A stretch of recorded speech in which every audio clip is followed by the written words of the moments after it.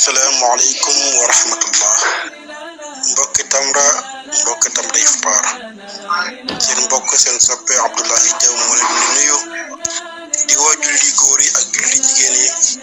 ci njëriñ li nga xamante ne groupe bi la am na ko Tamra Iftar am na ko Tamra Iftar Tamra TV dina la xamal sa diine dina la xamal sa aduna dina la xamal politique dina la jàngal société dina la xamal nag ngay comporté woo sa biir kër nag ngay taxawee ci mbedd mi mais nag ngay jëflante ak problème mu société bi dina la xamal sa diggante ak sa kilifa diine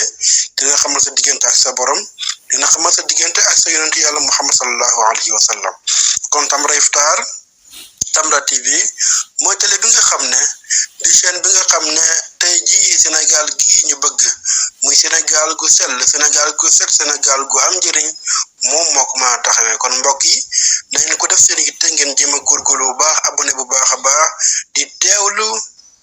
yi nga xamante ni mooy ay émission yi muy doxal macha allah jazakumullah